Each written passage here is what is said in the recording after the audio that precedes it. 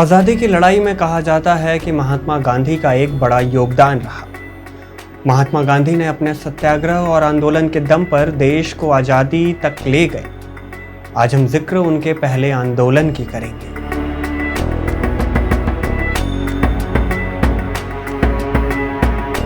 साल 1915 जनवरी के महीने में गांधी जी भारत लौटे। जनता ने बड़े ही गर्मजोशी से उनका स्वागत किया। दक्षिण अफ्रीका में उनके संघर्षों और उनकी लोकप्रियता ने उन्हें भारतवासियों के बीच चर्चा का विषय बना दिया था। केवल पढ़े लिखे ही नहीं बल्कि अनपढ़ लोग भी गांधी जी के बारे में जानने लगे थे। साल 1916 में महात्मा गांधी कांग्रेस के लखनऊ के अधिवेशन में शामिल हुए। गांधी जी अधिवेशन में पीछे बैठे हुए थे। इसी दौरान अधिवेशन में एक इंसान उनकी बगल में आ बैठा। उसने उन्हें चंपारण आने का न्योता दिया। न्योता इसलिए क्योंकि चंपारण में एक मुद्दा जोरों पर चल रहा था।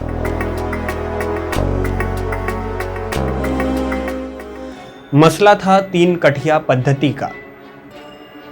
19वीं सदी की शुरुआत में गोरे बागान मालिकों ने किसानों से एक अनुबंध करा लिया था, जिसके तहत किसानों को अपनी जमीन के 3/20वें भाग में नील की खेती करना अनिवार्य था।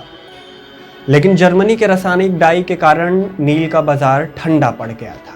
इसकी खेती करने वाले किसानों को नुकसान होने लगा।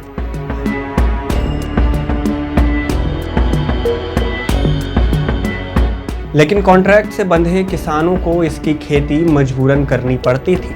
हर किसान इससे छुटकारा पाना चाहता था। किसान राजकुमार शुक्ला ने ठान लिया था कि गांधी जी को वो चंपारण लाकर ही मानेंगे। वो गांधी जी के पीछे पीछे कभी लखनऊ, कभी कलकत्ता तो कभी अहमदाबाद तक घूमते रहे। महात्मा गांधी शुक्ला की जिद के आगे हार गए और चंपारण आने का फैसला किया। जब महात्मा गांधी चंपारण जा रहे थे तो वहां के कमिश्नर को इस बात का पता लगा। कमिश्नर ने उन्हें तुरंत वहां से जाने की चेतावनी दे दी। बंद कमरे में कमिश्नर और गांधी जी के बीच कुछ ऐसी बातें हुई कि अगले ही पल कमिश्नर ने न केवल उन्हें चंपारण जाने की अनुमति दी बल्कि उनके काम के लिए एक टेबल और एक मेज भी दे दिया। कमिश्नर की इस मदद को देखकर लोगों को और भी यकीन हो गया कि गांधी जी के अंदर कुछ तो बात है, वरना कल तक जो कमिश्नर किसानों की एक न सुनता था, उसने किसानों के मामले पर सुनवाई करने के लिए आयोग का गठन कैसे कर दिया। गांधी जी चंपारण पहुंचे, इलाके में घूम घूम कर लोगों की समस्याएं जानी और करीब 800 किसानों की गवाही के बाद एक रिपोर्ट बनाई और उसे पेश कर मांग की कि नील की खेती से किसानों को हुए नुकसान का हर्जाना वापस किया जाए। काफी जद्दोजहद के बाद किसानों को 25% रकम अदा की गई।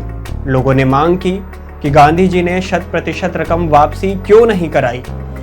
गांधी जी ने जवाब दिया, 100% रकम नहीं मिला तो क्या हुआ, जितना मिल रहा है उतना ही देना अंग्रेजों के लिए बड़ी बेइज्जती है। उन्हें शर्मिंदा करना ही हमारी जीत है। गांधी जी की ये परिकल्पना सच साबित हुई और 1 दशक के अंदर ही गोरे बागान मालिक चंपारण छोड़कर चले गए।